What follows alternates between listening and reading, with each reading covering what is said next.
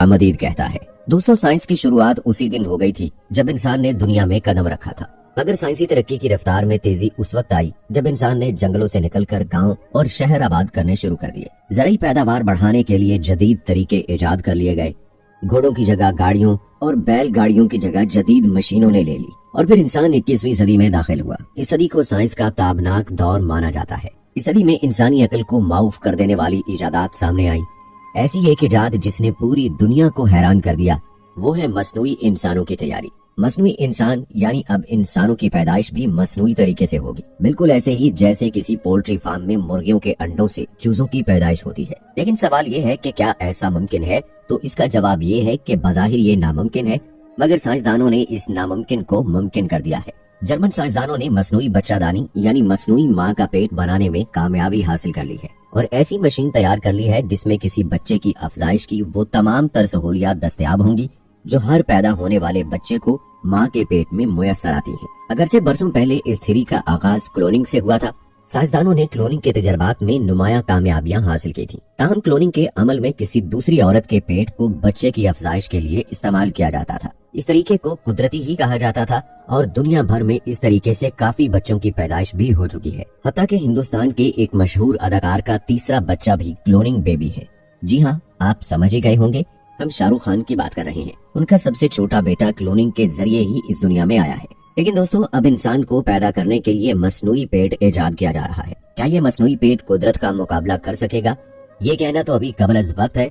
ताहम माहिरीन के नजदीक इस टेक्नोलॉजी से वो ममालिक इस्तेफादा हासिल कर सकते हैं जो आबादी की कमी का शिकार हैं, जैसे जापान वगैरह।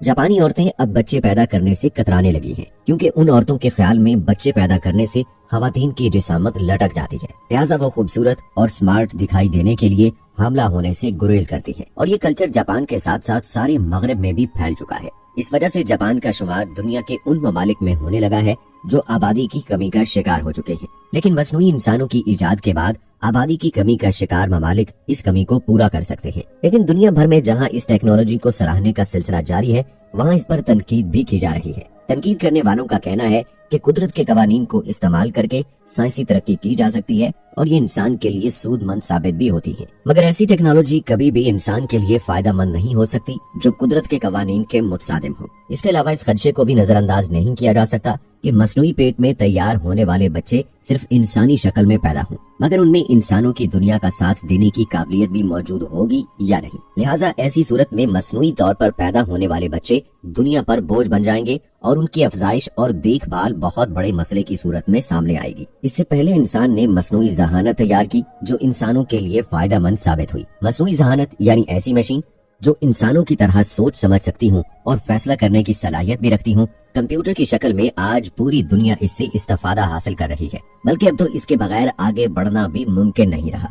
इसी तरह जर्मन के साइंसदानों ने मसनूई जिल्द बनाने पर भी कामयाबी हासिल कर ली है और जल्द ये टेक्नोलॉजी दुनिया भर में आम हो जाएगी। जर्मन साइंसदानों ने एक ऐसी मशीन इजाद की है जो मसनूई जिल्द की तैयारी में मुआविन साबित होगी। नई मशीन से जिल्द के खलियों पर मुश्तमिल रेशों की तैयारी के अलावा जिल्द की रंगत की वजह बनने वाले खलियों की तैयारी भी की जाएगी। यूरोप में जिल्द की तैयारी की मंजूरी दी जा चुकी है और इसको बिलाशुबा साइंस की बहुत बड़ी कामयाबी करार दिया जा सकता है। जिन हजरात की जिल्द किसी वजह से कट गई है वो इस टेक्नोलॉजी की मदद से अपनी जिल्द को दोबारा हासिल कर सकेंगे, मगर मसनूई जिल्द बनाने और मसनूई इंसान बनाने में बहुत बड़ा फर्क है। तनकीदी माहिरीन की राय है कि कोई भी टेक्नोलॉजी उस वक्त तक फायदा दे सकती है जब तक वो कुदरत के कवानीन के अंदर रहकर काम करे, मगर जैसे ही ऐसी टेक्नोलॉजी वजूद में आती है जो कुदरत के कवानीन के मुतसादिम हो तो उसका अंजाम खौफनाक और भयानक होता है। दुनिया एटम बम बनाकर अंजाम भुगत चुकी है।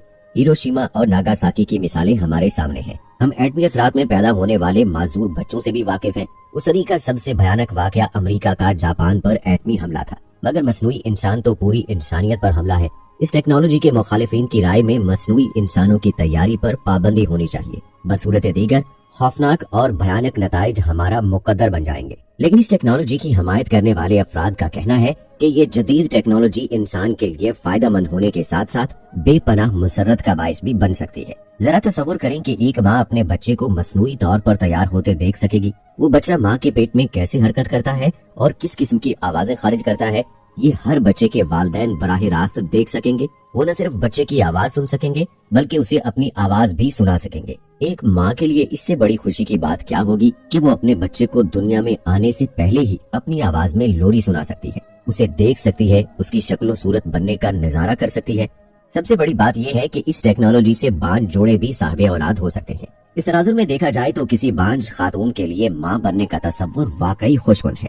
اس ٹیکنالوجی سے معذور پیدا ہونے والے بچوں کی تعداد میں کمی آ جائے گی، لیکن تنقیدی ماہرین کا کہنا ہے کہ جو کام قدرت مخفی رکھے اس کو پردے میں رکھنا ہی بہتر ہے۔ اس ٹیکنالوجی کے استعمال سے خواتین میں ماں بننے اور بچہ جننے کی خواہش کمزور پڑ جائے گی اور ایک دن یہ ٹیکنالوجی دنیا کے لیے ہلاکت خیز بن جائے گی۔ تنقید کرنے والے اپنی جگہ تنقید جاری رکھے ہوئے ہیں، تاہم یہ بھی حقیقت ہے کہ جرمن سائنسدانوں نے مصنوعی انسان کی افزائش کے لیے اس پروگرام پر کمرشل بنیادوں پر کام شروع کر دیا ہے۔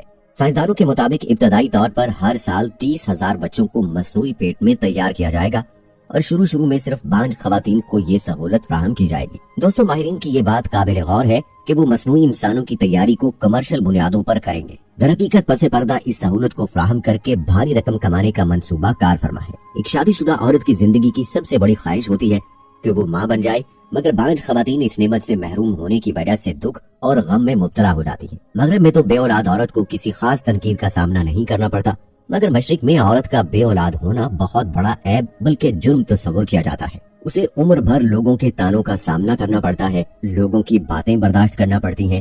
ایسی کسی بھی عورت کو اگر یہ یقین ہو جائے کہ وہ ماں بن سکتی ہے تو آپ خود سوچیں کہ وہ اس کے لیے منہ مانگے دام دینے پر تیار ہوگی۔ عرب ممالک کی خواتین کے پاس بے شمار دولت ہے اور وہاں کی ہر بانجھ عورت منہ مانگی قیمت دے کر مصنوعی بچہ دانی کے ذریعے ماں بنے گی۔ اس طرح اس ٹیکنالوجی کے موجد اربوں کمائیں گے۔ اب جرمن سائنسدان ہاشم الغیلی اس منصوبے کا باقاعدہ اعلان بھی کر چکے ہیں۔